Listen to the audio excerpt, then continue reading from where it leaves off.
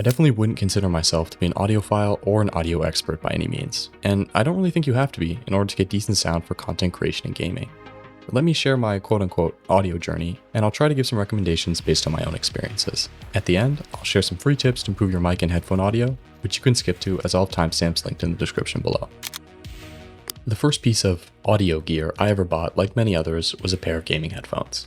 I had a pair of SteelSeries Arctis 7s, which worked fine for my needs at the time, were super comfortable, and for many people, I think this is where their audio journey will end.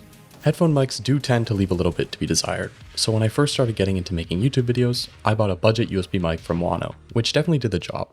Yo, what's up guys, Looney here. So today I'm going to show you how to make a really cool build-up. Like many of my other interests, I probably should have just stopped there. However, I went on to purchase basically an entirely new setup. I bought a Rode Pod mic, an Audien Evo 4, and some KZ ZS10 Pros. I didn't know at the time that some dynamic microphones, like the Pod mic and the SM7B, require just a little bit more gain to run than I previously thought. So I ended up purchasing a Triton Fedhead, which is basically just an inline preamp. A more recent issue was my Audien Evo 4 suffering from severe electromagnetic interference and ruining my recordings whenever other devices were near it. I have since replaced it with the extremely overkill Focusrite Scarlett 2i2 4th Gen Anniversary Edition that I hope will last me a long while. For monitoring and output, I currently rotate between the Audio Technica M40Xs, Moondrop Chew 2s, and my beloved Apple earbuds. That's pretty much my up-to-date endgame setup, and my goal is to keep it modular, so if I do need to replace a specific piece like my microphone, I can do so without changing everything else. So what was the point of telling you all that? Well, I want to save you some of the trouble I went through, and also tell the cautionary tale of what happens when you buy stuff you want, but don't actually need. If I had just stuck with the USB mic, I could probably still deliver similar quality audio, but now I'm chasing slightly better for hundreds of dollars extra. Then what are my recommendations? If your setup works for you, just keep it that way. If you're playing a competitive game where audio matters and you're looking for something that's the next step up from a gaming headset, I would probably recommend getting some combination of IEMS and a microphone. Hangout Audio has a good roundup of budget IEMs, and out of that list, I've used the Moondrop Chew 2s and the 7Hz 02s. I've had decent experience with both of them, but I prefer the smaller form factor of the Chew 2s.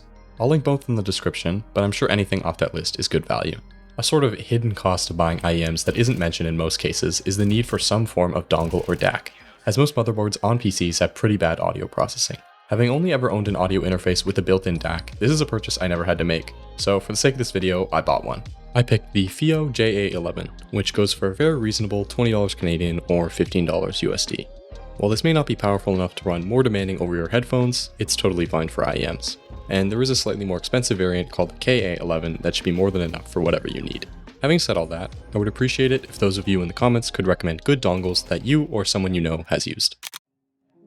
Microphones, I think, are a topic that can be approached slightly differently than other pieces of technology that are constantly updating. Dynamic microphones really haven't advanced all that much, and the most popular microphone for content creation, streaming and gaming is still the Shure SM7B, which is over 20 years old.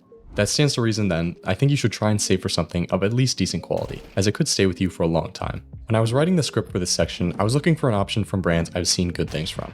So I reached out to Fifine to see if they would send me a microphone to test and potentially recommend if I saw that it performed to my standard. Before I continue, I want to make something absolutely clear. I have never done a sponsored segment or received free products before on this channel, and as I am fortunate to be in a financially stable position currently, I never want to promote a product I feel is not worth your money or your time.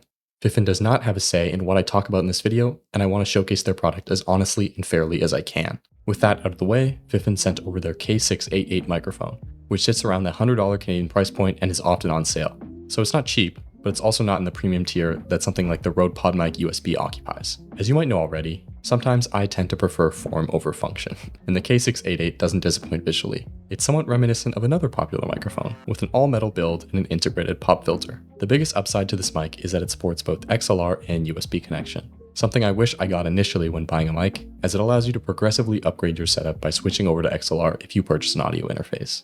There's also a headphone input, which alleviates the need for a dongle for most people. I'll leave a link to it in the description, which by the way is not an affiliate link, and I don't gain any extra money if you decide to buy using it. Now that I've finished selling out, let's do some sound tests to compare this to my Rode PodMic, with and without additional processing so you can get a more clear picture of what these two mics are capable of.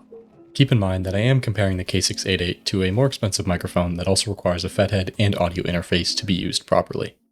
This is a test of the Fifine K688 using USB-C. Have you been enjoying this video so far? Are there any other microphones or IEMs in a similar price range that you would like people to know about? Leave a comment and let me know.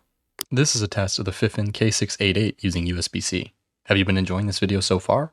Are there any other microphones or IEMs in a similar price range that you would like people to know about? Leave a comment and let me know.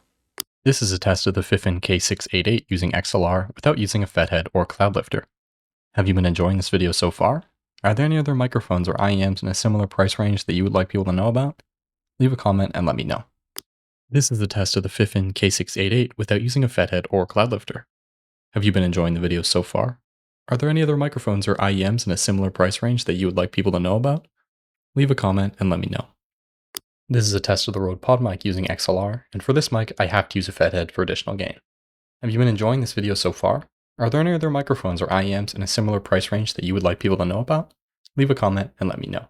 This is a test of the Rode Pod mic using XLR, and for this mic, I have to use a FET head for additional gain. Have you been enjoying this video so far? Are there any other microphones or IEMs in a similar price range that you would like people to know about? Leave a comment and let me know. If you're in the market for an audio interface, I don't think you can go wrong with a Focusrite Scarlett Solo or the competitively priced Vocaster 1. I also obviously love my Scarlett 2i2, but I can't really recommend something I bought just because I like the color. This is slightly out of my depth though, so I will defer to this video by Julian Krause if you're looking to purchase one. It's linked in the description. Now let's get into what you've probably been waiting for, which are free things you can do right now to make your microphone and headphones sound better. I'm going to keep this brief, as there are thousands of videos out there on this topic. I think for the majority of people, the two most impactful things you can do to make your mic sound better right now is noise suppression and EQ. My favorite way to get both of those things baked straight into your input and output is to use Equalizer APO paired with the RN Noise noise reduction plugin. This is one of those things that I really can't believe I only found out about recently. It gives you Windows system level processing for the two aforementioned effects and so much more. This means you can use it in games, on a live stream, all with extremely low performance and latency cost, and without using something like a virtual audio cable. As someone who cares probably too much about having extra things running on my computer, this is better than anything else I've tried, and it's completely free. If I had to mention a downside, it can be a bit technical and finicky, particularly if you aren't too knowledgeable about EQ. But I will link in the description both a video on how to use Equalizer APO and another video explaining EQ by Julian Krause once again. I can't really recommend his channel enough. He provides really digestible audio content. A recent Windows 11 update apparently broke the normal way Equalizer APO works. However, I have found two very simple fixes that I thought I would share. The first is to install Equalizer APO on a drive that is different from the one that your operating system is on. The second fix is to just download the piece interface, which requires you to have Equalizer APO already installed, but adds some additional features and presets that could be useful for you. If you have any experience with particular pieces of audio gear that either worked for you or didn't, please leave a comment. I'd be happy to read about it. Anyways, that's all for me.